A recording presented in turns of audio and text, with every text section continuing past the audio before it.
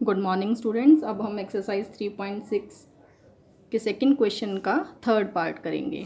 ये इस एक्सरसाइज का लास्ट क्वेश्चन है। इसमें हमें दिया गया है कि रूही 300 किलोमीटर की दूरी पर स्थित अपने घर जाने के लिए कुछ दूरी रेलगाड़ी से और कुछ दूरी बस से तय करती है। रूही का घर 300 किलोमीटर दूर है और वो जाने के लिए कुछ दूर तो रेलगाड़ी से जाती है और कुछ दूर बस से जाती है। यदि वह 60 किलोमीटर रेलगाड़ी से और बाकी बची हुई यात्रा बस से करती है तो उसे 4 घंटे लगते हैं। इसमें दो कंडीशंस हमें दी गई हैं। पहली कंडीशन में कि 60 किलोमीटर वो बस से गई और 60 किलोमीटर रेलगाड़ी से गई और बाकी बस से गई। बाकी कितना बचा? 240 किलोमीटर, क्योंकि उसका घर 300 किलोमीटर दूर है। तो पहली कंडीशन में वो 60 किलोमीटर रेलगाड़ी से और बाकी बचा हुआ 240 किलोमीटर बस से गई और उसे कितना समय लगा? 4 घंटे। और दूसरी शर्त ये है कि यदि वो 100 किलोमीटर रेलगाड़ी से जाए और बाकी बस से जाए तो उसे 10 मिनट अधिक लगते हैं। 10 मिनट अधिक मतलब पहले 4 घंटे लगे थे, अब 4 घंटे 10 मिनट। तो हमें ये बताना है कि रेलगाड़ी की और बस की चाल क्या हैं। दोनों की चाल बतानी है। तो हम दोनों चाल मान लेते हैं। रेलगाड़ी की चाल है x किलोमीटर प्रति घंटा और बस की चाल है y किलोमीटर प्रति घंटा।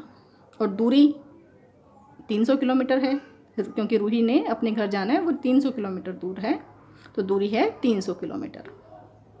अब प्रश्न क्या कहता है कि यदि वो 60 किलोमीटर रेलगाड़ी से जाए और बाकी यानी 240 किलोमीटर बस से जाए तो उसे 4 घंटे लगते हैं। समय का फॉर्मूला क्या होता है?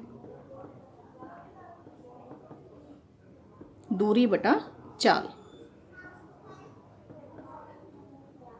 तो समय हमें ज्ञात करना है। 4 घंटे का समय लगता है। तो 60 किलोमीटर वो रेलगाड़ी से गई है तो समय कितना लगा? दूरी बटा चाल। ये दूरी 60 किलोमीटर गई है और चाल कितनी है रेलगाड़ी की? x। तो 60 किलोमीटर जाने में उसे ये समय लगा। बाकी बचे 240 किलोमीटर, वो गई बस से, तो बस से कितना समय लगा? दूरी बटा चाल। तो दोनों समय को यदि हम जोड़ दें तो 4 घंटे लगते हैं। इसी प्रकार दूसरी कंडीशन, अब यदि 100 किलोमीटर जाए रेलगाड़ी से, 100 किलोमीटर और x क्या है उसकी चाल, तो दूरी बटा चाल यानी समय। तो ये समय हो गया 100 किलोमीटर जाने में और ये समय हो गया बाकी बचा हुआ 200 किलोमीटर जाने में, क्योंकि टोटल तो उसे 300 किलोमीटर ही जाना है।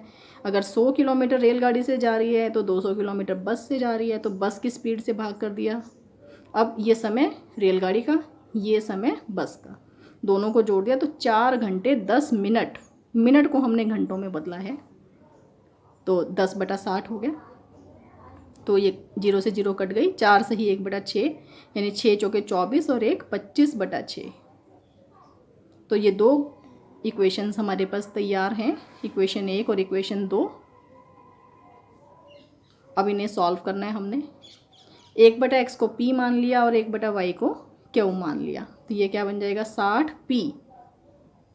यहाँ पे हम डायरेक्ट कर रहे हैं। अगर किसी बच्चे को समझ ना आ रहा हो तो आप 3.6 का फर्स्ट क्वेश्चन का फर्स्ट पार्ट फिर से देख सकते हैं। उसमें हमने इस स्टेप को डिटेल में किया है कि ये 60p कैसे बना। 1 बटा x को सेपरेट करके और फिर उसमें आपको क्लियरली समझाया गया है। ये 60p, ये 240 q, 100p 200 q, ये इक्वेशन बन गई। अब हमें इन दोनों को सॉल्व करना है। तो समीकरण 3 को 10 से और समीकरण 4 को 6 से गुना कर लेते हैं। इसको 10 से गुना किया तो ये बन गया 600, 2400 और ये 40। इसे हमने 6 से करना है। 600, 1200 और 6 से 6 कट जाएगा तो 25। ऐसा क्यों किया? गुणांक बराबर बनाने के लिए। p के गुणांक बराबर हो गए हैं। अब देखिए, अब इन दोनों को हम घटा देते हैं। समीकरण 5 में से समीकरण 6 को घटा रहे हैं तो 600 से 600 कट गया, 2400 में से 1200 गए 1200 और 40 में से 25 गए 15। तो क्यू बराबर 15 बटे 1200 यानी 1 बटा 80। ये काटने के बाद आता है, 15 की टेबल पे काट दिया हमने, 1 बटा 80। अब क्यू का ये मान हम समीकरण 3 में पुट कर देते हैं।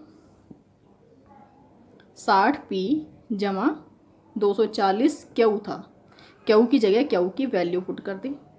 अब 80 तिये 240 होते हैं, पहले 0 से 0 काट दी, नहीं तो 8 एकम 8, 8 तिये 24। 60p जमा 3 बराबर 4, 60p बराबर 4 माइनस 3, तो 60p बराबर 1, p बराबर 1/60। ये इधर आके बटा में आ जाएगा। तो p का मान 1/60 आ गया है और q का मान था 1/80। अब p हमने किसे माना था? 1/x को, तो 1/x बराबर p, यानी p का मान 1/60 हमने भर दिया, दोनों तरफ रिवर्स कर दिया। 1/x का उल्टा x होता है और 1/60 का उल्टा 60, तो x बराबर 60। इसी प्रकार यहाँ y, 1/y क्यू था, क्यू का मान 1/80। अब रिवर्स कर दिया, रिवर्स करने पे 1/y का क्या बनेगा? y, और 1/80 का 80/1 यानी 80, तो y बराबर 80। तो x हमने किसे माना था? रेलगाड़ी की चाल को। अतः रेलगाड़ी की चाल x यानी 60 किलोमीटर प्रति घंटा और बस की चाल 80 किलोमीटर प्रति घंटा। तो ये इस एक्सरसाइज का लास्ट क्वेश्चन था। इसी के साथ ही एक्सरसाइज और ये चैप्टर दोनों कंप्लीट होते हैं।